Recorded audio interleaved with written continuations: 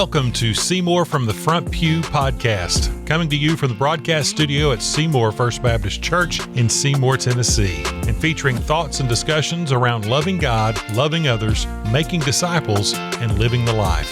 I am your host, Tiger Brooks, and now, on to the podcast.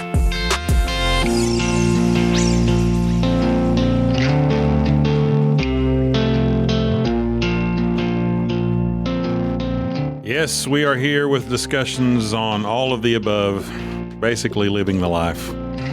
It's good to be back here in the studio again. It's supposed to be a nice week. Yeah. No. What week, though? What week?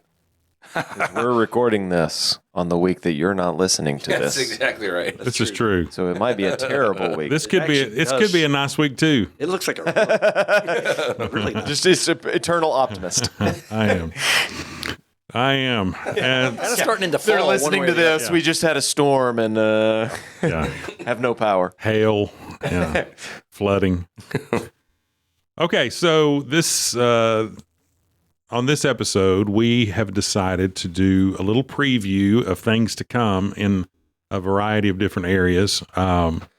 We are in the midst of our Wednesday merge semester, and things are going well. Just to let you know, we've got several different adult classes that are meeting. We have a class called Together, which is basically talking about biblical community and the book of Acts that we find there. It's going well, been well received. We have an evangelism class that is going very well. And obviously, we've kicked off Worship Continues on Wednesday night. Had a great, you've been gearing up for the big Sunday Knoxville worship event, and that just happened. Yep. Now on to the next. Yeah. Yep. Now on to the next Shindig. And I mean, we can just jump off there. And the next thing that we just began rehearsal for, and it's not too late for you to jump in, believe it or not, it's Christmas. Christmas time is here. The only reason Jason is not decked out in a Christmas sweater and hat and everything else is because he didn't know what we didn't have enough warning. I'd wear the socks and everything. Don't you keep a Christmas sweater in your office? Yep, they hang on the back of my door. 2 of them. Go run get it. It's not too late. Yeah. Yeah, he didn't tell me until we got up here what we were doing. Yeah, I don't want to walk down and come back up. We're getting ready to start this, and Tiger was like, do you need to go to your office and get things to prepare? I was like, man, I started Christmas prep in May. Yeah. I'm good. I got it all locked down. So, Christmas is around the corner. If you're new to Seymour First Baptist, we do a big program thing. It's not, the goal of it is to be gospel-oriented and just to be worshipful, not really necessarily showy. Cantata-y. That's why we don't call it a cantata. Rehearsals have begun. People can join the choir and sing for that if they want. They don't have to always be in the choir, but several choir. In conjunction with that, student choir has begun. And so we have rehearsals about once every 3 to 4 weeks through September, October, November on Sunday nights for the Christmas program. So that kind of spreads it out, makes it a little easier to prepare for. And not eat up our regular Wednesday night rehearsal time. So if you want to come be a part of that, you can just come to those rehearsals. On the Sunday nights where we don't have Christmas rehearsals, our student choir will have rehearsals at the same time. So with that, we're also opening up to sing at Christmas with student choir, which is great because it gives those high school and junior high students an ability to sing with the adult choir. The downside of figuring out where we're going to put all these bodies for the Christmas program, but that's a problem for November, not for September. So we'll figure that out. But yeah, Christmas is rocking and rolling. I'm real excited about the music we'll be doing this year. We had a bunch of ladies here 2 weeks ago making the folders, putting all the music, because that's very time consuming to punch all holes in all the music and make a folder for everybody and all that stuff. They whipped that out. I mean, they did that quick. They did. Well, and there was like 6 of them, and then they got to listen. They were the first people to get to listen to what we're doing. That's fun. And so they were all real excited, I think. At least they didn't tell me if they hated it. So that's good news. Like, to me, one of the things, like, we do Saturday night, Sunday morning. Saturday night's a great chance. Like, you could do it as a date night. You could do it as a family night. Like, you could, it'd be a great night to invite friends that either don't go to church anywhere or go to another church and do like a little date night and come and make a night of it or whatever else. And so I think we've had some of that, but I don't think it's not hit quite like it could, if that makes any sense. Yeah. I think even now, if you mark your calendars for December 13th and 14th, as that comes, because that Saturday night, I think we've got a lot of room to grow. Yeah, that's what I was meaning by that. And what at least, you live in an echo chamber, so I people, who knows if it's true, but what I hear all the time is, I wish I'd have realized this is what it is. Yeah. I think I would have made it more of a priority the last few years if I'd have known that it was going to be this good, worshipful, whatever it is. So yeah, come plan on being here that Saturday night, or come sing with us, play with us. So I know that sometimes, I don't want to put you on the spot, but I know sometimes you sit with things for a while before you develop, the theme and like what we're going to call it and the graphics, and we're still in the process for that. But highlight just, some of the songs, what's the arc look like in terms of the set list? Jesus is born. I knew that. I knew that this was where you'd take it. No. So I have a weird process with that. Oh. I know. Really? So I listen. I mean, there's so much music and so much not good music. And so I'm listening to music starting in, I don't know, really early May probably is when I start. I had a goal this year by Centric Kid to be done. Mm-hmm. And so while we were at Centric Kid, I was polishing up what music we do. And honestly, because so much of the music, Christmas music is kind of the same on some level. So it does have a lot more to do than like a worship service where it's a progression of thought or a thematic thing. The theme of most Christmas music is the same. So I'm looking for an arch of style, genre, mixing in things that are musically challenging with things that are musically pretty simple, so that we can accomplish it because really at the end of the day, you think you're starting in September. This is getting all off in the weeds, but if I'm practicing once every 3 to 4 weeks with people, plus generally everybody's going to miss at least one rehearsal, if not multiple. So you want to have continuity of thought and all this stuff, and you really only wind up with about 6 rehearsals. And so you've got a lot to cover in what is essentially a short amount of time. Mm-hmm. So you want things that are pretty easy so that it balances out with the things that are pretty hard. And then you got to fill a hole. This year it'll be an hour and 20 to 30 minutes. And I'm a choral guy, so I like it to be choral in nature. I think it's a good opportunity to do that. So anyway, the arch of it is just it's fun, more fun stuff on the front end. It's more serious stuff on the back end. Trying to mix a lot of different styles and all point to Jesus.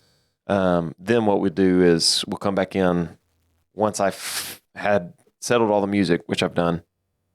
Then I'll begin to figure out, okay, how do we tie this together and tell a story? And then that's where the name of it comes and on graphics and whatnot that Shelby puts together based on what the theme is. But I'm not there yet. So you're going to have some drama as well with spoken. Yeah, word. I don't really know. Again, just talking about the process, if anybody cares. The problem we have, and we had last year, is our stage space is gone. Mm-hmm. So this is true. Anything drama oriented, there's no space to put anything. So like 3 years ago, we had more acting as a part of it and like little skit things that kind of progressed the story or the narrative. And we stopped that last year and we did the testimonies because it's just one person. That's all I needed to make space for. again, with youth choir and our just natural growth, I mean, I don't know what we'll be singing with. We sang with just shy of 100 last year, and that stage was crammed. And I would expect us to be at least 15-20% more. So I don't know how we're going to do it. Yeah. I got an idea. Okay, bring it. Videos. We could do that. You could do that. You could do some things, pre-packaged things that just fire at different That's intervals. true. It would give everybody. It would have to be our people. We'd have to produce the Well, sure. videos. I don't like canned videos. Of course we're going to. Yeah, not a bad idea. So right now the theme is Christmas 2025. That's exactly what it is. If you look on Planning Center, it says Christmas at SFBC, and the choir invites just say Christmas at SFBC or Christmas 2025. So, Okay. Well, there you go. yeah, You're welcome. it's a slow burn to December is what it is. So I have to set all the musical things first. I've already contracted orchestra, string players to join us and stuff like that. Funny aside. Okay. Then we'll transition to something else. So the ladies came, your lovely and talented assistant, Hannah, she provided a little store-bought charcuterie Meat tray. and some fruit. Uh-huh. And I don't think the ladies touched it. I mean, I don't Yeah. think they looked. How did that not make it to the office? Wednesday night, and I'll tell you, Yeah. I'm about to tell you. I probably know where we're going. Wednesday night, I just, for whatever reason, stuck around after choir. I was going to get a little preview of the following Sunday's music. So I was in the booth just chilling, and she comes in and she plops down both of those fruit and the charcuterie right next to me. And she What sat in the down. world? I felt like a Roman emperor. I tore into that thing. I mean, we said, peel me a grape. I'm stacking those ham and things on a cracker. And we finally shared some with Tim and Shelby. But that was fun. Yeah. So Wednesday. We need to do this more often. Right. Wednesdays are real hard for me food wise. I try not to actually eat the food we have here because I have to be in front of people. And I eat it and I'm in front of people. yeah, it's different. It's different. If I eat kinda We don't have heavy, to go there. If I eat kind of heavy, I'll be burping all through choir rehearsal. And so I generally run home and make a salad. That's what I have for dinner most Wednesday nights.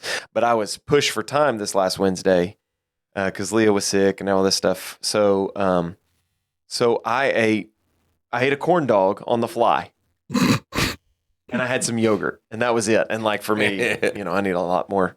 And so I run upstairs. There's that transition moment when children's choir leaves and adult choir comes in, and I open that fridge, and that stinking charcuterie tray sitting in there. And I looked at Hannah. I was like, "You were hiding this. I could have eaten this for dinner." Angelic choir. But it was too late. Yeah. That was good. Anyway, we need to do that more often. So Christmas, come and be a part of that. It's not too late. I'd also say with that, as we're talking about the fall, like it's always a good time to come check out choir. Yeah. And it's not for everybody. I totally get that. Some people will check it out and go, you know what, it's just not my thing. But I'd say with that, like with worship ministry, we drive for authenticity. And so, yes, there are people who are, incredible vocalists, can sight read music and stuff. But there's also plenty of people who don't just love to sing. And what we all bring is a spirit of worship. So even if you enjoy singing, check it out. At least try it. It may be too fast. It may be too demanding. It may not. You may love it. And so really at the end of the day, bringing a spirit of leading in worship is what we're going for. And it's a great place to plug into the ministry of the church. I think sometimes people think there's only certain times they can start. You can come in any Anytime. Wednesday night. Wednesday night. Yeah. There's, you will feel, I tell people all the time, if they email me and say, hey, I'm going to check out choir Wednesday night, you're going to feel like you're drinking from a fire hose the first rehearsal because there's a song that we're about to sing on Sunday that we've already prepped and you're looking at it for the first time. Just don't sing that first one, You'll catch on everything else. It's fun. Yeah, we do have a good time, and everyone is welcoming, and it's across the spectrum as to proficiency with all of that, singing, everything, and there was a time when I was a teenage kid who grew up in a family of people who sang, and I really had not sung that much. And I sat in the choir next to a man by the name of Tom Banks. Who's no longer with us. And Tom was a bass, and he was a really good bass. And Paige's dad was our minister of music. And so I was in the youth choir. And so Stan asked me if I would sing in the adult choir. And so that started it. And I would just sit next to Tom, and I would learn how to follow the bass part and learn. I mean, I never learned music. Paige is the musician.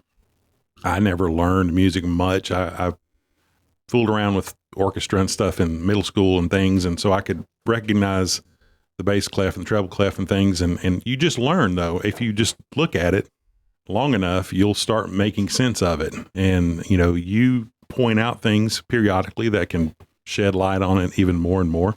But that's the way you learn. And if you think you enjoy that, if God's given you that desire in your heart, just come on. You sit next to somebody that knows what they're doing, and before long, you'll know what you're doing. And it's make a joyful noise. And last Wednesday, as of us recording this, we've got 70.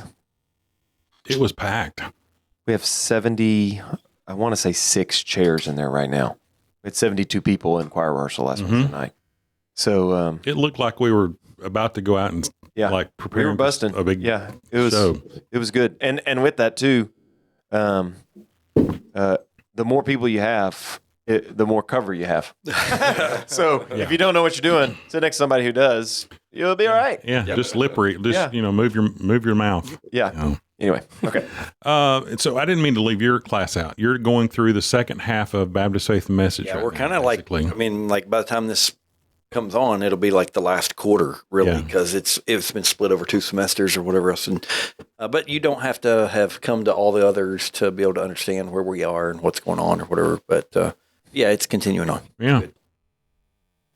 Continuing on. That's just his mantra with Wednesday night class. It is. It's just so. I mean, again, the train is on the tracks. Yeah, I mean, it's a 3-year like rotation. it a lot. It's a 3-year rotation. Yep. It helps me really, really well. I know where we're going. I know what we're doing. When we finish this one, we start back over. And so, yep.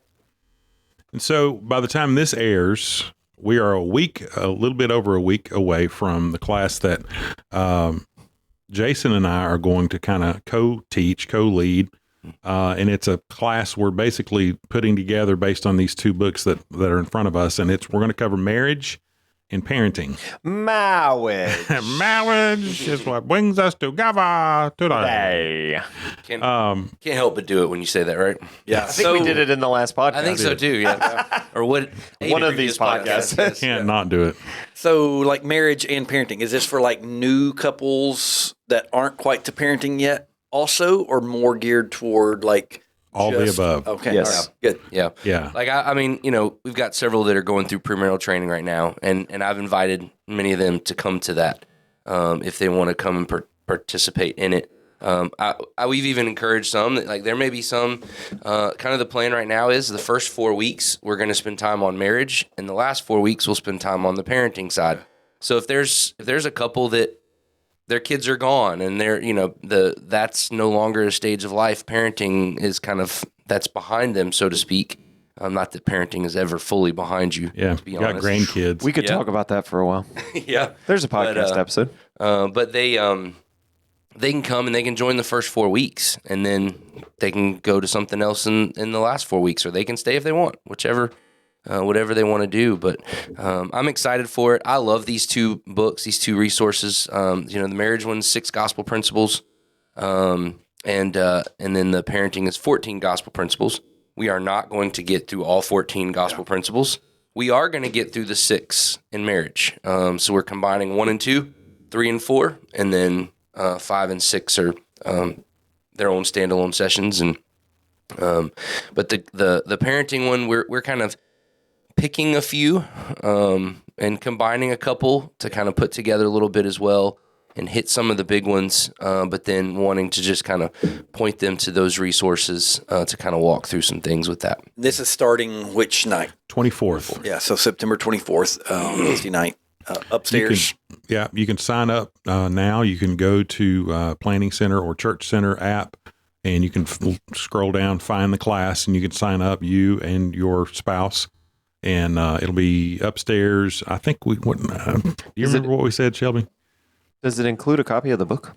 No, No. Those are it does not. those. I'm a big Paul David Tripp fan. Yeah, I love Paul David Tripp. Betting those are good books. So right you there. could order ahead of time if you Yes, want to. so we actually will have a QR code that will probably link you straight to like an Amazon Yeah. to places you can purchase it. And so yeah, they're just they're a great resource that we're pointing everybody to say we want you to look at that and pick that up. And one of the things that we've got is 302.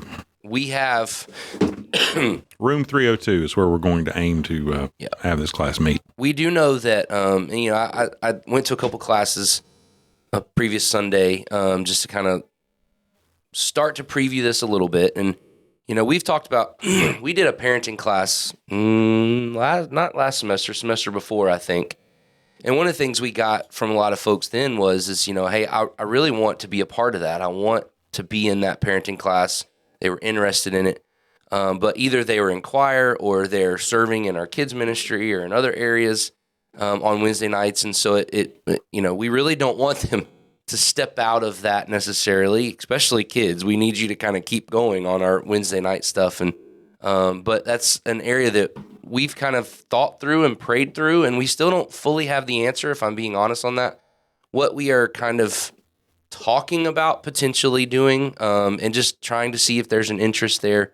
Obviously, we're going to do this class, these 8 weeks on Wednesday nights. And so we encourage everybody to join that is able to join on that Wednesday night. But if you have choir and you don't want to step out of choir for those 8 weeks, or you're serving in other areas in the kids ministry or other places, we're kind of thinking through the idea of similar to some of our new merge classes on a Sunday morning during the Sunday school time, potentially having an 8 weeks that we kind of break out, and some folks can kind of come out of their Sunday school classes for those 8 weeks, join this class, and then rejoin their Sunday school classes. And so if anyone is interested in that, you can email myself and Tiger, and that help us to kind of see what the desire interest is for that. And then we've just got to find a space. Right. Yeah. Once we get to that point.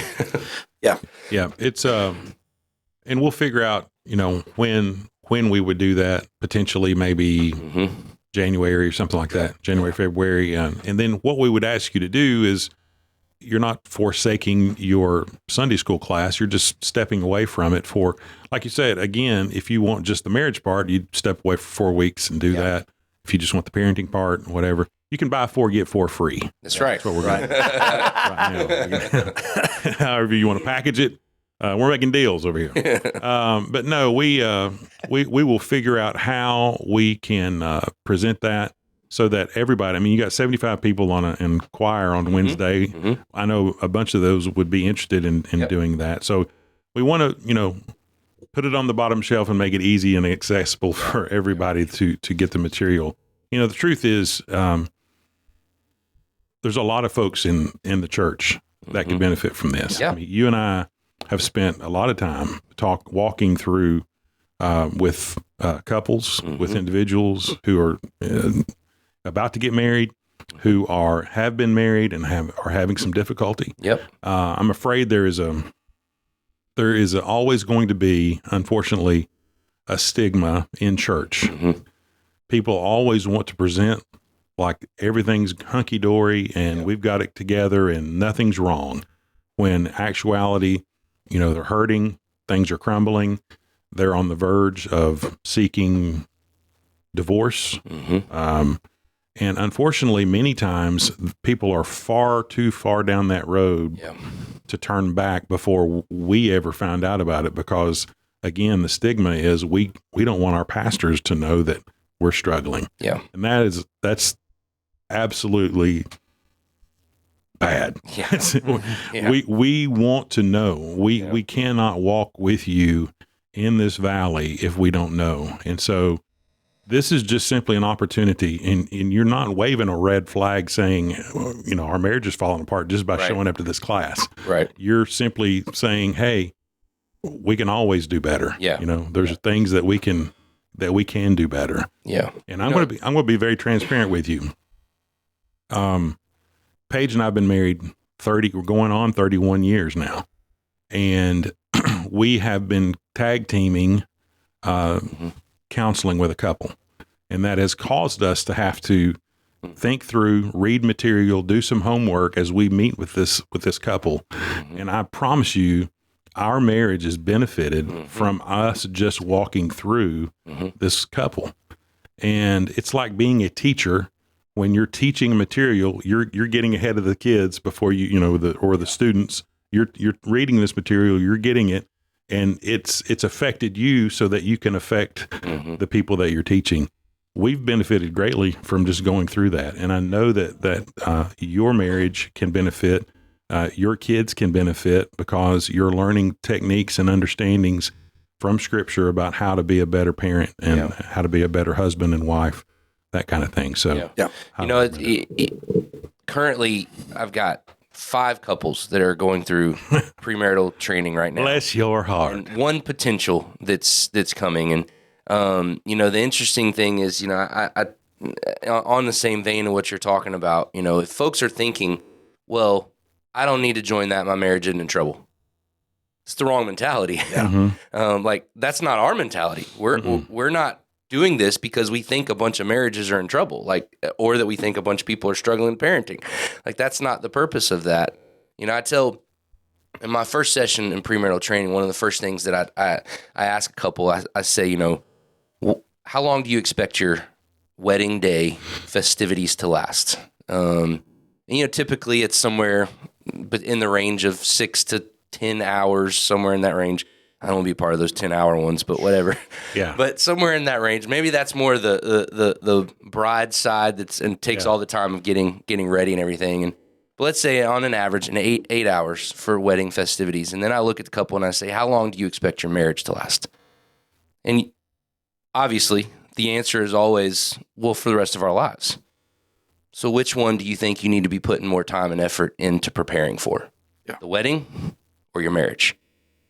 Obviously, it's the marriage. Yeah. But most times, that's a great point. When people are when they're preparing and they're getting ready for a wedding, they're putting all their efforts and thoughts. And I'm not saying they shouldn't be putting efforts and thoughts into the wedding day. It's a wonderful day and a day that is a day to celebrate and to take part in. But at the end of the day, though, that day is going to last 8 hours or so. And then you're on for the races for your marriage. And so that's part of what that is that, I'm sitting with all these couples and I love walking through premarital training with couples because they're right on the front end. They don't know what they know or don't know. And it's just a fun, sweet think they time. know what they That's know. right. That's the funny part. And it's just a special time with them to begin to prepare and hopefully start to build in resources that they're going to face. And I tell them, I said, we're not going to be exhaustive in all things you're going to face in marriage, in premarital training. We can't do that. There's going to be things that are going to arise, but hopefully you can build in enough resources biblically to whatever you face, you're ready to face those things with the Lord. And I think this same thing with these classes, with these books and walking through this class and any classes that we do. I'd say the same thing even for any of our discipleship stuff. It doesn't mean that we think something is wrong. It's just preparing and building and growing. But even in that, we're not offering it because we know something is wrong. But we can very readily tell you that God's at work in the life of our church, and one of the places that Satan comes and attacks over and over and over again when God is at work is the family. It's our marriages, it's our kids, and we have seen that a lot in the last 2 or 3 years. And that's not why we're offering it, but we can't ignore that either. Yep. And so even ones that are in a good place, part of being in a good place is understanding that there can be an attack come, and how do I deal with that when that comes? And that attack, it may look like disobedience in kids. It may look like a financial hardship. I can remember one period of time where inside the life of our staff, it was like refrigerator broke, major car repairs, roof having to be replaced. And you hate to say that spiritual tie. I don't want to like over spiritualize that stuff all the time. Yeah. But those things hit hard. Yeah. Those are things that marriages and families and need to be ready for those types of things. And if we aren't grounded with the right principles approaching those things, then it's easy to start blaming one another and things to fall apart real quick. And so I think it's really, again, not offered because of this, but yes, offered because we know these things can happen, will happen, are occurring in our church on a regular basis. Yeah. You know, we end up talking about cars a lot. Yeah, I kind of like that. And all of us kind of join in on that conversation. And the truth is, you know how you get a car and make that car last and you drive it and you want to get all the life out of it that you can. Toyota. Right. Don't hurt my analogies. You have to service that vehicle. It costs. You maintain it. You have to service it. You have to get the oil change. You have to put the tires on it. You have to get the brakes checked. Not according to Jason. Let those tires go down to nothing. But the point is, Toyota, baby. you have to invest in that car so the car will last. The same thing with your marriage. You want to get on those things even before you have problems. Yeah. And the way that you do that is going through and just having these checkpoints with classes like this. And honestly, just the community that comes together through these things, because the dialogue that will happen in the classes will be equally as effective as what the material that comes out of that book, because these are people that you're doing life with. These are people that have real struggles that just like you do. And there's a normalization that happens. And you realize I'm not the only one that's dealing with this kind of issue. There's something healing in that in and of itself. And so September 24th is when the class kicks off, and we would love for you to join in. So as we continue this preview of things to come, I wanted to give Pastor Corey an opportunity to kind of talk through vision process. Yeah, so just a couple things. And again, it's even hard for me to know where this is going to be a week or two out, but any day now, I kind of expect a bulldozer to get delivered up front. And so hopefully very soon you're going to start to see dirt getting pushed and entrances starting to take shape and all those types of things. In the middle of all that, just be aware that, you may pull in one Sunday and not be able to pull into the entrance that you've always pulled in. It is eventually going to kind of take shape where we're going to have to reroute traffic and those types of things. And so we've got that going on. And just with all of that, just an encouragement to be prayerfully involved in that process. We are trying to approach these things so that we can continue to see God work and move inside the life of our church. And God has done that over the last 5 years. He's done that in so many different ways. We see that in the lives of new believers of all different ages that we've been able to baptize, and in the growth of our children's ministry and student ministry, and all of these classes. We couldn't even begin to think about offering all these classes a few years ago, and we see all of that, and we need to be paving the way for more of that in the future for us to be able to do more with all of those things. And so what we have identified is that this parking and entrance issue is a major barrier to that. And so that's why we are addressing it, why we're moving forward with it, and we are going to have to pay for it. And so we're talking about a big project, and so roughly $1 million. And so just want to encourage you to be prayerfully involved in that, prayerfully giving or thinking about giving toward the Vision Fund. That's where all of this is working out of. And so, again, hopefully very soon you're going to begin to see it's going to roughly be 150 to 200 new parking spaces, 2 new entrances, a facelift on the sign, restriping, like refinishing and restriping the rest of the parking lot. All those things are coming up and going on, hopefully between now and Christmas program. And so it is in the very near future. And so just want to remind you of that, be encouraging you in that, and just let you know if you have any questions, feel free to come and talk with us. If you're new, if this whole concept is new to you, you can go see a little bit about it. You can go to our website, seymourfbc.org/vision, and you can see renderings and a little bit more about what all is to come and what's going on with all that. And again, if you've got questions, come and contact us, talk to us. We'd love to sit down and talk with you about it. And I'll put a little bit finer point on it. Yeah. the Vision Fund, over time, has probably generated a couple of $100,000. It's gone out. Yeah. We're sitting at about 55, I think, somewhere around. Yeah, it's sitting around 55, and our minimum in that is 50. So when we have bills that are more than that, then we're having to draw off of our loan to be able to pay for those or whatever else. Yeah. So we are at the bottom of it, and it'd be really nice to go into this project and get to pay some of those bills with the Vision Fund instead of just immediately having to draw off a loan to be able to do that. Absolutely. So just pray through that. What would God have you to contribute and give to be a part of that? We know that we have just a ton of people that are excited about that process, and it's becoming time to step into the process in a very real way. Yep, it is. With some of that. So we want to just lay that out before you and make sure you're aware of that.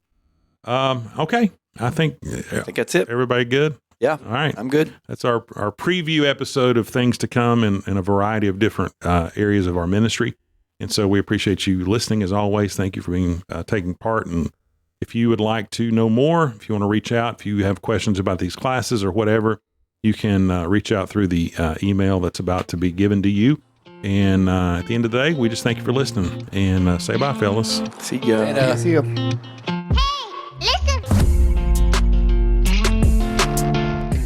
Thank you for listening to Seymour from the Front Pew. Our sole desire for this podcast is to glorify God by educating and encouraging His body. If you would like to learn more about anything you've heard today, feel free to reach out by email at staff@seymourfbc.org or by visiting our website at seymourfbc.org. If you're located near our community and do not have a church home, come worship with us at 10:15 a.m. on Sunday morning. Until then, we pray God's richest blessings on you and yours as you love God, love others, make disciples, and live the life.